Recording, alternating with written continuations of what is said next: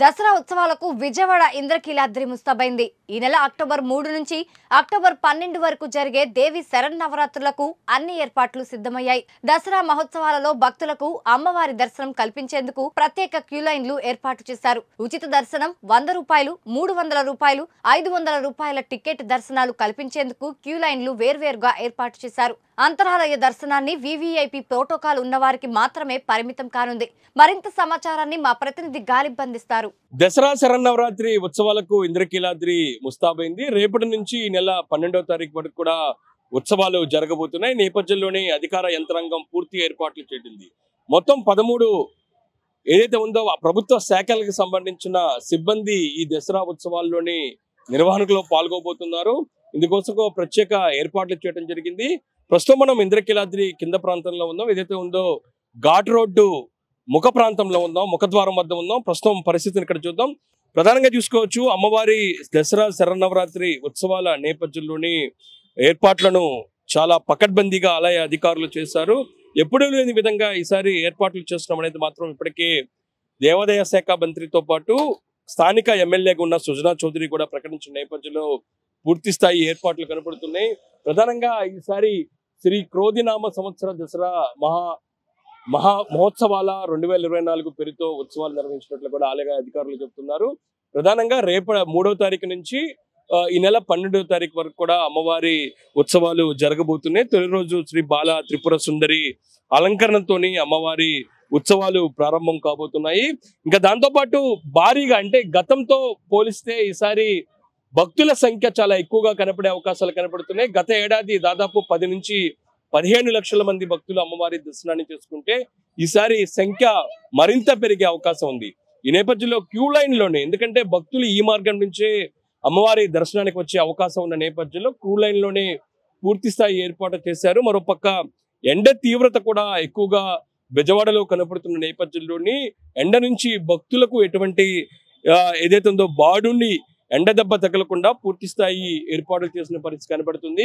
ప్రధానంగా queue line లోని ఏదైతే ఉందో భక్తుల ప్రత్యేక బ్యారిగేట్లు ఏర్పాటు చేశారు. దాంతో పాటు షామియాలను, క్లాతులతో కూడిన షామియాలను కూడా ఏర్పాటు చేయడం జరిగింది. దాంతో పాటు కార్పెట్లు కూడా ఏర్పాటు చేశారు. ఎందుకంటే ఎండ ఎక్కువగా ఉన్న నేపథ్యంలోని ఎవరు చెప్పులు, దాంతో పాటు ఇతర ఎండ తీవ్రత, దాంతో పాటు ఎండ వేడి తగలకుండా ఏర్పాటు చేశారు.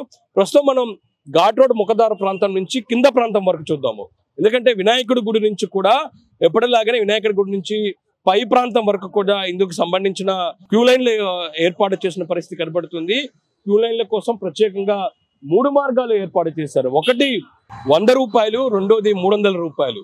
దాంతోపాటు పైన వివిఐపీల కోసం, విఐపీల కోసం 300 రూపాయల టికెట్లను కూడా ఆలయ అధికారులు ఏర్పాటు చేసిన పరిస్థితి కనబడుతుంది. ప్రత్యేకంగా మనం చూస్తున్న క్యూ లైన్ లోనే మొత్తం 2 మార్గాలు స్పష్టంగా కనబడుతున్నాయి. ఇందులోని ప్రత్యేకంగా క్యూ లైన్ లో నుంచి మార్గాల కోసం 300, 100 రూపాయలు ఉచిత దర్శనాలు. ఈ దర్శనాలకు సంబంధించిన ప్లగార్డులు, అందుకు సంబంధించిన బోర్డులు కూడా మనం స్పష్టంగా చూసుకోవచ్చు. 300 రూపాయలు ఒక దర్శనం, మరొకటి 100 రూపాయల దర్శనం, మూడోది ఉచిత దర్శనం. ఈ 3 మార్గాలను కూడా ఆలయ అధికారులు ఏర్పాటు చేయడం జరిగింది. ఇందుకోసం ప్రత్యేక కౌంటర్లు ఏర్పాటు చేశారు. 300 రూపాయలు అట్లాగే 100 రూపాయల దర్శనం చేసుకునే వాళ్ళ కోసం టికెట్ల కౌంటర్లు కూడా ఏర్పాటు చేసిన పరిస్థితి మనం స్పష్టంగా కనపడుతుంది.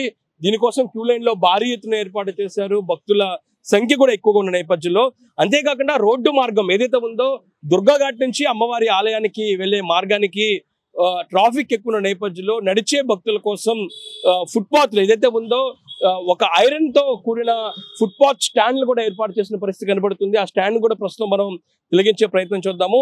ఈ ప్రాంతం అంటే అటు రోడ్డు దాటాలంటే పూర్తిగా ట్రాఫిక్ ఎక్కువగా ఉన్న నేపథ్యంలోని వాహనాల రద్దీ ఎక్కువగా ఉండే అవకాశం ఉన్న నేపథ్యంలో ఈ 10 రోజుల పాటు ఈ మార్గం కింద ఆ భాగం నుంచి ఈ భాగంకి వెళ్లే దిశగా కూడా ఆలయ అధికారులు ఏర్పాట్లు చేసిన పరిస్థితి స్పష్టంగా కనబడుతుంది. ఇంకా దాంతోపాటు ఈసారి దుర్గాఘాట్ లోని వాటర్ ఏదైతే ఉందో ప్రకాశం బ్యారేజ్ లో వాటర్ ఎక్కువగా ఉన్న నేపథ్యంలో, మరో పక్క వరద తీవ్రత ఎక్కువ నేపథ్యంలో ఫ్లోటింగ్ ఎక్కువగా ఉంది. ఈ నేపథ్యంలోని ఘాట్లలో స్నానం చేసేందుకు అనుమతి ఎక్కడ ఆలయ అధికారులు లేదు. అయితే ఘాట్ రోడ్ లోని షవర్లు ఏర్పాటు చేశారు. ప్రత్యేకంగా మన షవర్లు కూడా తిలకించవచ్చు. ఈ షవర్ల ద్వారా భక్తులు, అమ్మవారి దర్శనానికి వచ్చే భక్తులు కింద స్నానఘట్టాల వద్ద షవర్ల ద్వారా స్నానం చేసి అమ్మవారి దర్శనానికి వచ్చే అవకాశం ఉంది. ఇంకా దాంతో పాటు ఈ ప్రాంతంలోనే కేసులాకాండ కూడా ఏర్పాటు చేశారు. అమ్మవారికి తలనిన్నాలు సమర్పించిన తర్వాత భక్తులు వచ్చి ఈ దుర్గా ఘాట్ లో ఉన్న షవర్ల వద్ద స్నానం చేసిన తర్వాత ఆ పైకి అమ్మవారి దర్శనానికి క్యూ లైన్ల ప్రాంతంలో పైకి వచ్చే అవకాశాలు స్పష్టంగా కనబడుతున్నాయి. ఇంకా దాంతో పాటు ఆలయ అధికారులు ఈసారి ప్రత్యేకంగా మరో అంశాన్ని కూడా చూస్తారు. ఎందుకంటే వచ్చే భక్తుల కోసం పికెటింగ్ పాయింట్లు కూడా ఏర్పాటు చేసిన పరిస్థితి మనకు కనబడుతుంది. ఈ పికెటింగ్ పాయింట్లకు సంబంధించి చూసినట్టయితే ఏదైతే ఉందో Vijayawada bus stand railway station తో పాటు కొన్ని ప్రాంతాల్లో కూడా పికెటింగ్ పాయింట్లు ఏర్పాటు చేశారు. అక్కడి నుంచి ఇతర ప్రాంతాల నుంచి వచ్చే భక్తులు అక్కడ వాళ్ళని పికప్ చేసుకొని ఏదైతే ఉందో క్యూ లైన్ ప్రాంతం దగ్గర వచ్చి వాళ్ళని విడిచిపెడతారు. ఈ క్యూ లైన్ ప్రాంతం ద్వారా అమ్మవారి దర్శనానికి వెళ్తూ ఉన్న పరిస్థితి స్పష్టంగా కనబడుతుంది. ఇందుకోసం 3-4 ప్రాంతాలను కూడా ఏర్పాటు చేశారు. ఇంకా మరోపక్క మనం ఇతర ఏదైతే ఉందో కింద ప్రాంతానికి సంబంధించి ఇంకేమైనా ఏర్పాట్లు ఇంకా ఏమున్నాయనేది కూడా తెలుసుకునే ప్రయత్నం చేద్దాం. ఇందుకోసం మనం ఇప్పుడు వినాయకుడి గుడి వైపు వెళ్లే ప్రయత్నం చేద్దాం. అక్కడ పరిస్థితి ఎలా ఉంది, అందుకోసం ఏర్పాట్లు ఏ విధంగా ఉన్నాయనేది కూడా పరిశీలించే ప్రయత్నం చేద్దాం. ఇందుకోసం భారీ ఐరన్ రాడ్లు కూడా ఏర్పాటు చేస్తూ ఉన్నారు. ఎందుకంటే ఎక్కడికెక్కడ భక్తులను ఈ క్యూ లైన్ లో పంపించే ప్రయత్నంతో పాటు ఇతర వాహనాలు కూడా ఈ ప్రాంతంలోకి రాకుండా ఇక్కడ బ్యారికేడ్లు కూడా ఏర్పాటు చేసేందుకు కూడా ఆలయ అధికారులు పూర్తి స్థాయిలో ఏర్పాటు చేసిన పరిస్థితి కనపడుతుంది. పైన షామ్యాలతో పాటు మరో పక్క క్యూ లైన్ లో పూర్తి స్థాయి ఏర్పాట్లు మనకి కనబడుతున్నాయి. ప్రధానంగా ప్రతిరోజు అమ్మవారి దర్శనానికి భక్తులు ఉదయం 4 గంటల నుంచి రాత్రి 11 గంటల వరకు కూడా అమ్మవారి దర్శనానికి ఆలయ అధికారులు భక్తులను అనుమతిస్తారు. అయితే మూలా నక్షత్రం ఒక్కరోజు మాత్రం ఉదయం 2 గంటల నుంచి రాత్రి 11 గంటల వరకు కూడా అమ్మవారి దర్శనానికి అనుమతిస్తామని కూడా ఆలయ అధికారులు చెప్పడం జరిగింది. ఎందుకంటే మూలా నక్షత్రం అమ్మవారి జన్మ నక్షత్రం 9వ తారీఖున వచ్చింది. ఆ రోజు అశేష సంఖ్యలో, ఎందుకంటే ఆ ఒక్క రోజే దాదాపు 5-6 లక్షల మంది భక్తులు అమ్మవారి దర్శనానికి వచ్చే అవకాశం నేపథ్యంలోని ఎక్కువ సమయం అమ్మవారికి దర్శనానికి ఇచ్చేందుకు సమయాన్ని ఎక్కువగా కేటాయించడం జరిగింది. అదే రోజు రాష్ట్ర ప్రభుత్వం తరఫున ముఖ్యమంత్రి చంద్రబాబు నాయుడు ప్రభుత్వానికి తరఫున అమ్మవారికి పట్టు వస్త్రాలు సమర్పిస్తారు.